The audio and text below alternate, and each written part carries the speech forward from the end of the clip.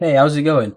I really love Danny Brown. I think he's like one of the best in the experimental hip hop genre.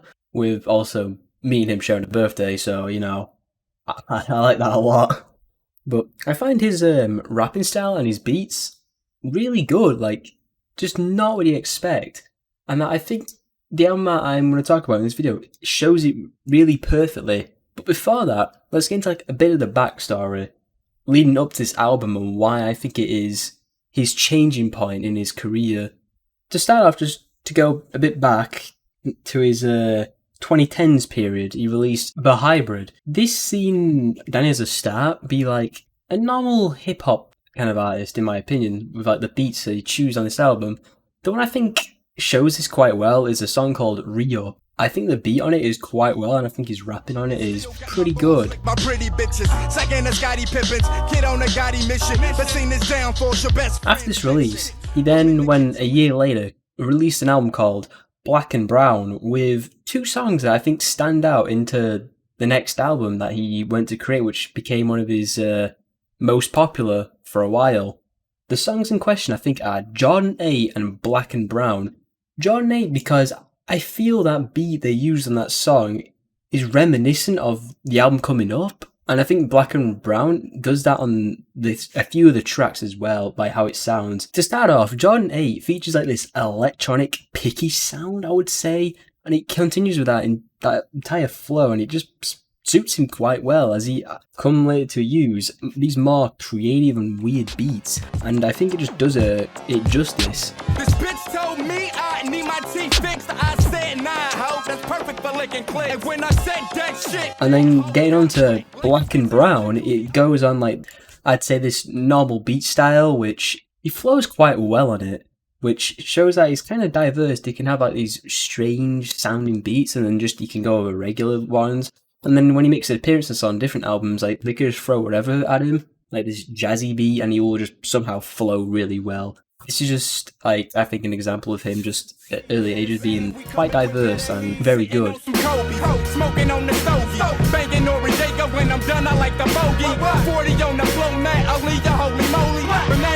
A year later, Danny Brown releases an album called XXX, or Xanax if you want to call it like that, which features a woman's face with the drug hanging out, which I feel like that plays an important part about this album. He talks about issues with drugs and booze and stuff like that, mixing with like other lyrics with women, which he did in the other albums, but I think in this one he went to a better degree with like overall better lyrics and better beats in my opinion, with like the first track that I want to highlight is DNA, which has this nice beat and then like this hook. It's in my DNA, cause my pops like to get fucked up the same way.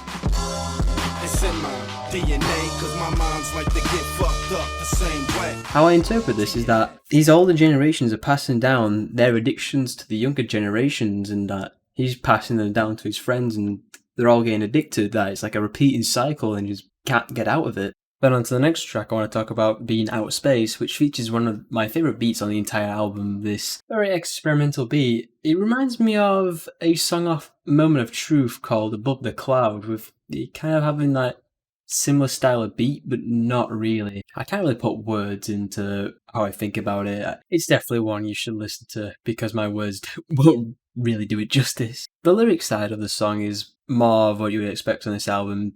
Danny Brown talking about sex, drugs, and all other stuff. I do like this opening part he does at the start of the song. It's the Adderall Admiral, right in the holy mackerel. Your bitch say my deck long like the strap on the satchel. I took me a capsule, with no hassle. In 2013, Danny Brown released an album called Old, which saw Freddie Gibbs, Schoolboy Q, and A$AP Rocky on the album, which is some high-named artists appearing for the first time on a Danny Brown track, which is quite good to see. Although I just don't think this album is quite good, if I'm being completely honest. It's alright, it's definitely okay, it's just, you go from XXX, which had these like variety of beats, with Outer Space being one of my favourites in terms of beats, and then you go to Old and it's just like, yeah, it's alright, it has like standard beats, but it's just didn't live up to the expectation of what the last one provided, if you know what I'm saying. Though with the coming of this album, Danny Brown was given a budget, and this was the first time he was ever given a budget by a label. So he went all out, getting like all the best stuff in, like samples, producers, mastering and stuff like that for his next album, which is going to be his magnum opus, in my opinion, Atrocity Exhibition.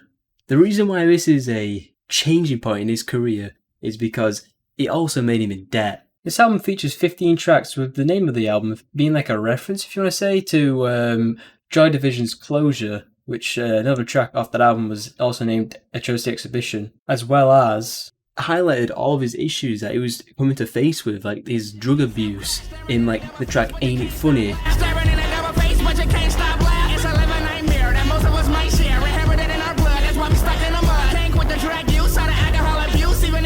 Not to mention, in the music video for this track, you can see Danny being clearly upset, but everyone just around him feels like it's a joke, like laughing at every single turn.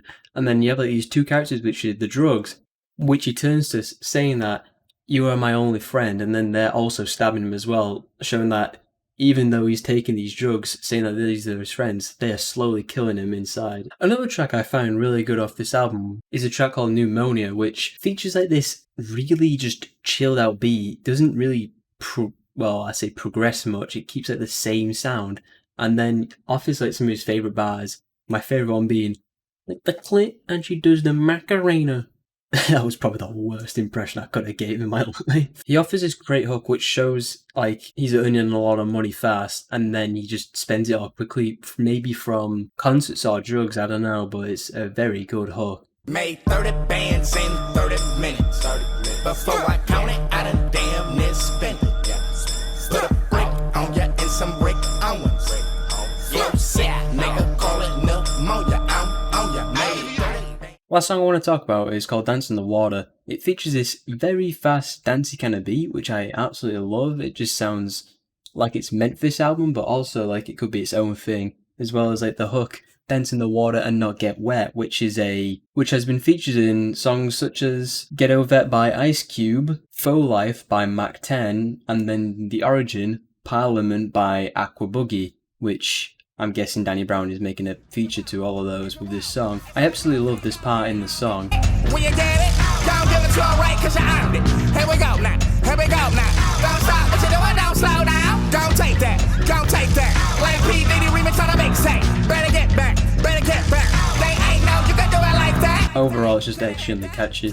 The 15 tracks listed on this album, I find all in all to be great. You got like Really Dough, that's just that standardized kind of beat, but it's still kind of more progressive. And you got like the crazy tracks like Ain't It Funny and Gold Dust, and then you got like the dance tracks like When It Rains and Dance in the Water.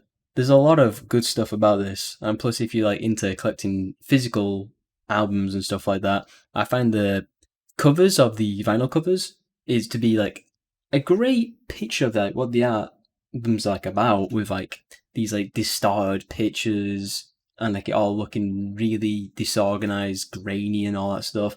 It's absolutely brilliant. I think you should buy it if you're able to find it. Hey, thanks for watching. If you enjoyed this video, give it a like. If you didn't, dislike it. If you want to see more by me, feel free to check them out. And if you really want to subscribe, it helps. If you want to have a conversation, drop one in the comments. And yeah, I absolutely love this album. I have it in my collection of vinyls, and if you want to see that, please just let me know. I'll gladly like to show off my collection and talk about what they are and why I got them, etc, etc. That being said, I'll see you on the dance floor. See ya.